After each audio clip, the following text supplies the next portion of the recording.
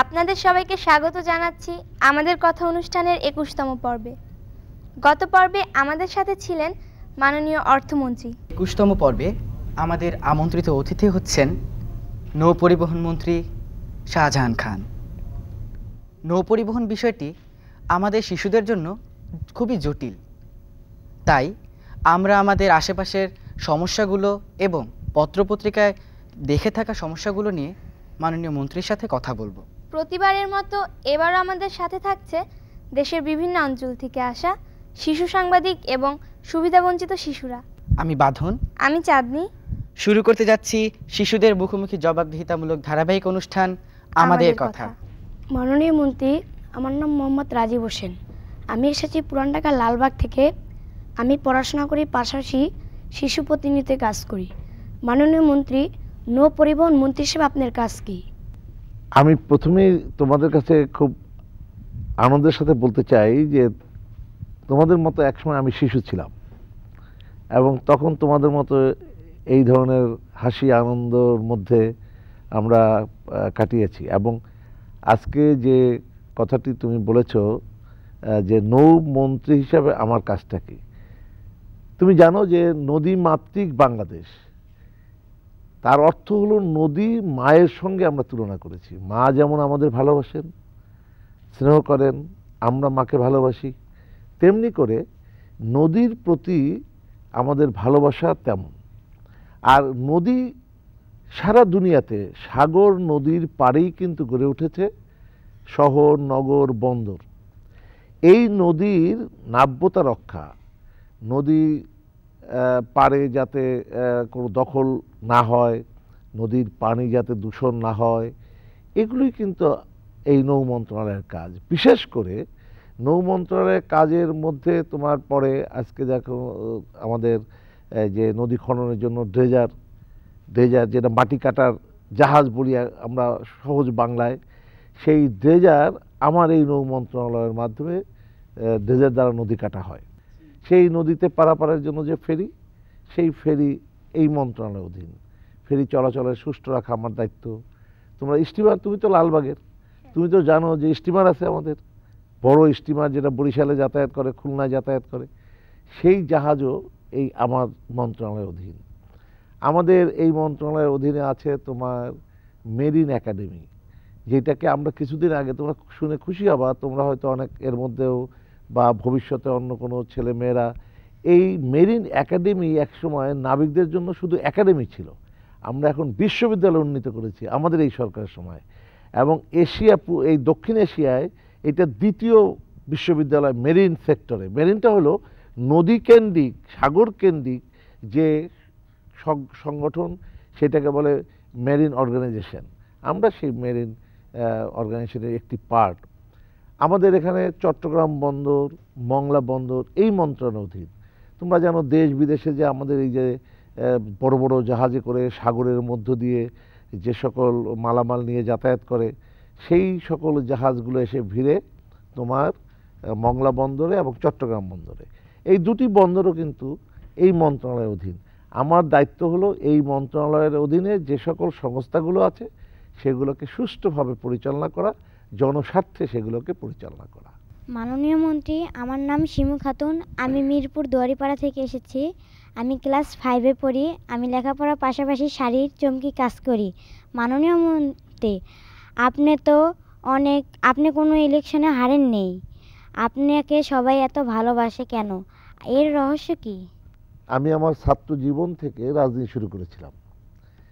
আমার একটু বাড়তি সুযোগ ছিল, আমার বাবাও 3বার পার্লামেন্টের মেম্বার ছিল, আমার মতো এরকম এমপি ছিলেন 3বার আমার বাবাও।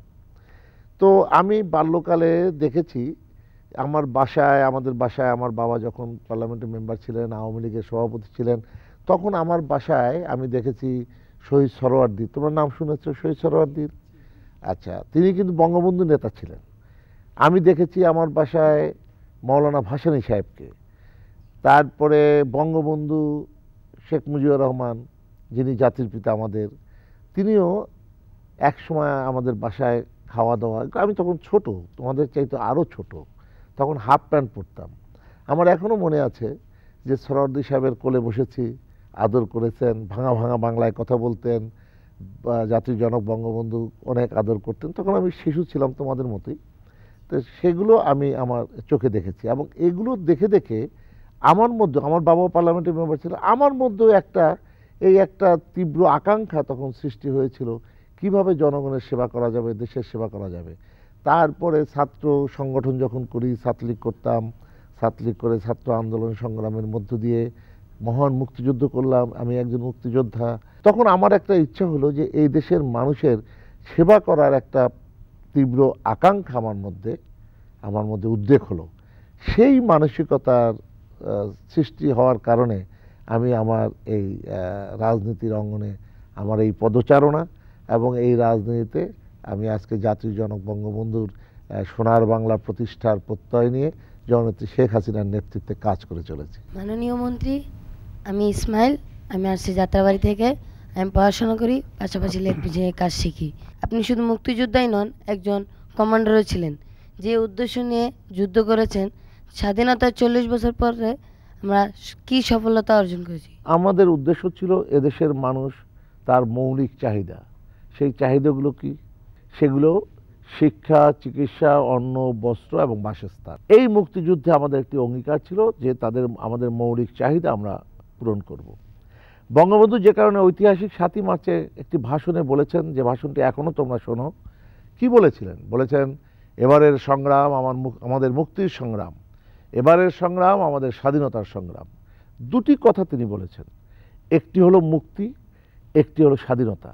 স্বাধীনতা অর্থাৎ ভৌগোলিক স্বাধীনতা। কিন্তু বঙ্গবন্ধুর জীবদ্দশায় যে মুক্তি আন্দোলনটি, মুক্তি সংগ্রামটি, অর্থনৈতিক মুক্তি, সেই সংগ্রামটি শুরু করেছিলেন, তার পরিণতি কিন্তু তিনি করে যেতে পারেননি। কারণ 1975-এর 15ই আগস্টে বঙ্গবন্ধুকে 15ই আগস্টের কালো রাত্রে তাকে সপরিবারে হত্যা করা হলো। এই হত্যার মধ্য দিয়ে আমাদের যে মুক্তিযুদ্ধের চেতনা, মুক্তিযুদ্ধে যা আমাদের এই জাতিকে দেওয়ার ইচ্ছা ছিল, বাসনা ছিল, সেটা কিন্তু পরিপূর্ণ আর হলো না। যে কারণে আমরা আমাদের যে প্রত্যাশা, সেদিন মুক্তিযুদ্ধের চেতনা মানুষের মধ্যে, এবং মুক্তিযুদ্ধের কারণে আমরা ঘরে ঘরে তার স্বাদ পৌঁছে দেওয়ার যে প্রত্যাশা আমাদের মধ্যে ছিল, তা আমরা বাস্তবায়ন করতে পারিনি। তবে এখন এই সরকারের সময় জাতির জনক বঙ্গবন্ধু শেখ মুজিবুর রহমানের কন্যা জননেত্রী শেখ হাসিনা আজকে ক্ষমতায় এসেছেন। তিনি এই বাংলাদেশের অর্থনৈতিক মুক্তি আন্দোলন শুরু করেছেন, এবং এর পরিসমাপ্তির দিকে আমরা এগিয়ে যাচ্ছি। এই ক্ষেত্রে তোমাদেরকে ডিজিটাল বাংলাদেশ গড়ে তোলার আহ্বান করেছেন। তোমাদেরকে কিন্তু সেভাবে তৈরি হতে হবে। আমরা তোমাদের দিকে তাকিয়ে থাকব যে তোমরা সেইভাবে বাংলাদেশকে তৈরি করবা। মাননীয় মন্ত্রী, আমি শিফাত, আমি রামপুরা থেকে এসেছি। আমি ক্লাস 8-এ পড়ি। মাননীয় মন্ত্রী, বাংলাদেশ নদীমাতৃক দেশ, এই দাবিটা এখন সম্ভবত ভুল। বিষয়টা যদি মেনে নেই, তাহলে নদীগুলো গেলে কই?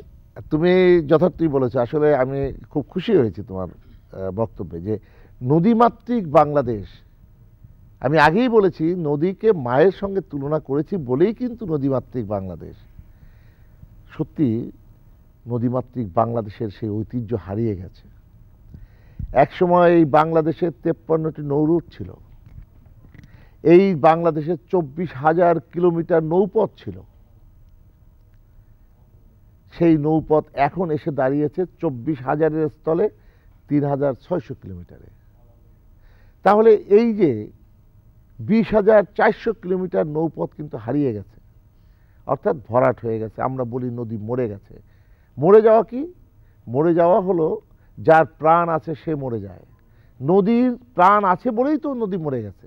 এবং এই মরার জন্য কারা দায়ী? বঙ্গবন্ধু 1975 সালে যখন তাকে হত্যা করা হলো, তারপর থেকে যারা ক্ষমতায় এলো, তারা এই নদীগুলোকে কেন রক্ষা করলো না? তোমার মতো আমারও তো প্রশ্ন, কেন কোনো সরকার নদী খননের জন্য ড্রেজার কিনলেন না? বঙ্গবন্ধু যদি 3 বছর 8 মাসে 7টা ড্রেজার কিনতে পারে, অন্য কোনো সরকার একটা ড্রেজার কিনলো না কেন? শেখ হাসিনা যখন ক্ষমতায় এলো, তখন উপলব্ধি করলেন তিনি। প্রথম মিটিংয়েই কিন্তু শেখ হাসিনা 3টা ড্রেজার ক্রয় করার জন্য তিনি একটি প্রকল্প অনুমোদন করে দিলেন।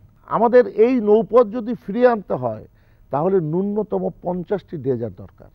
এই পরিস্থিতিতে আমি উপলব্ধি যখন করলাম যে আসলে এ দিয়ে তো হবে না, তখন প্রাইভেট সেক্টর অর্থাৎ ব্যক্তি মালিকদের, যারা ব্যক্তি অনেকে যাদের অর্থ আছে, পুঁজি আছে, তাদেরকে ডেকে ডেকে এনে তাদেরকে বললাম যে আপনাদের ভালো ব্যবসা হবে, আপনারা ড্রেজার কেনেন ব্যক্তি মালিকানায়। ওনারা তখন ড্রেজার কিনলেন। এখন 15টা ড্রেজার ব্যক্তি মালিকানায় এসেছে। একজন মানুষ, সে দেশের প্রতি, মানুষের প্রতি ভালোবাসা থাকলে কিভাবে নিজের বিলাসিতার কথা ভুলে তিনি দেশের মানুষের জন্য কাজ করেন। একটা উদাহরণ দিই তোমাদের। আমাদের মাননীয় প্রধানমন্ত্রী কিছুদিন আগে তিনি কুয়েত সফরে গিয়েছিলেন। তাই কুয়েতের আমির মানে ওই দেশের রাষ্ট্রপ্রধান যিনি, সেই আমির মাননীয় প্রধানমন্ত্রীকে বললেন যে আপনাকে আমি একটা বিলাসবহুল বুলেট প্রুফ গাড়ি দেব। মাননীয় প্রধানমন্ত্রী বললেন আমাকে গাড়ি উপহার না দিয়ে আমাকে একটা ড্রেজার উপহার দেন।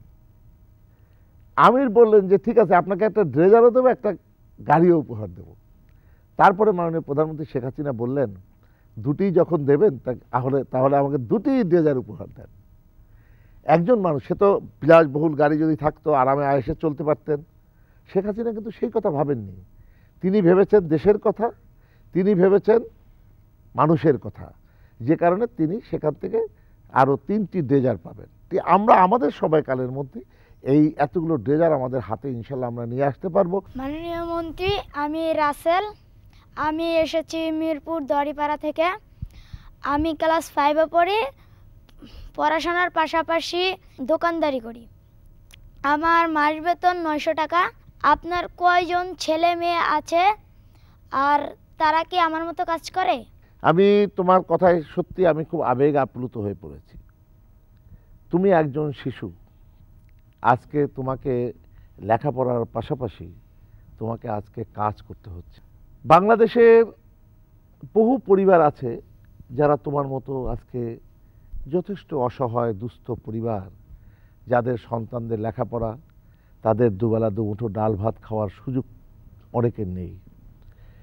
আমাদের সন্তানদের আমরা কিন্তু, যারা ধনাঢ্য ব্যক্তি, যারা হয়তো দেশের তাদের নিজেদের ছেলেপেলেকে অনেক আদর যত্ন করে মানুষ করে, তাদের চাইতে তোমাদের অবদান কিন্তু এই দেশের জন্য কম নয়। এতগুলো গণতান্ত্রিক আন্দোলন হয়েছে, কোনো ধনাঢ্য ব্যক্তির সন্তানরা কিন্তু জীবন দেয় নাই, দিয়েছে তোমার মতো যারা এই নিম্ন আয়ের মানুষ, মধ্যবিত্ত মানুষ এবং বিত্তহীন মানুষ, যাদের সন্তানরা নিজের জীবনের চাইতে দেশকে বেশি ভালোবাসে, নিজের জীবনের চাইতে অপর মানুষের জীবনের সুখ শান্তি ফিরিয়ে আনার জন্য যারা প্রাণ চেষ্টা করে, তারাই কিন্তু জীবন দিয়েছে। সুতরাং তোমার বিষয়টিকে কিন্তু আমি খুব খাটো করে দেখছি না।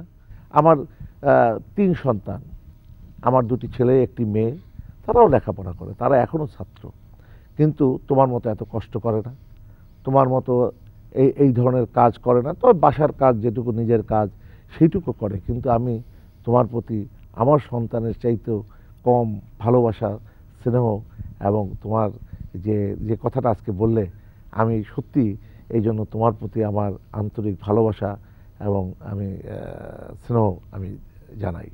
মাননীয় নৌ পরিবহন মন্ত্রী, আমি আকিব বিন আখতার, এবছর এসএসসি পাশ করেছি এবং পাশাপাশি একজন শিশু সাংবাদিক।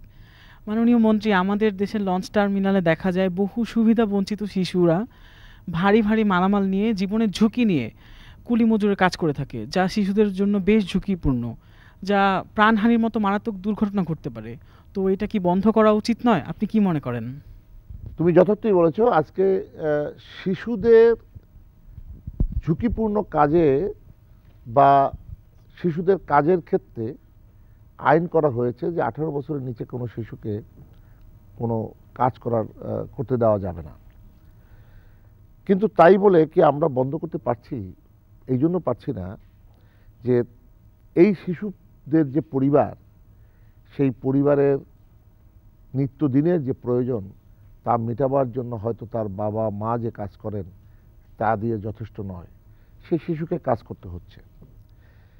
তবে আমরা খুব আশাবাদী যে আমরা আমাদের সময়ে যেমন করে একসময় গার্মেন্টসে শিশুরা কাজ করতো, সেখানে কমিয়ে আনা হয়েছে, অনেক কমে গেছে এবং ঝুঁকিপূর্ণ কাজগুলোতে সেই শিশুদের যে সুবিধা বঞ্চিত যে শিশুরা, তাদেরকে কিন্তু এখন আমরা আমাদের অনেক পরিকল্পনা আমরা ইতিমধ্যে গ্রহণ করেছি এবং সেগুলো বাস্তবায়ন হচ্ছে, যে শিশুদের লেখাপড়ার সুযোগ এবং তাদের ন্যূনতম চাহিদা মেটাবার একটা ব্যবস্থা।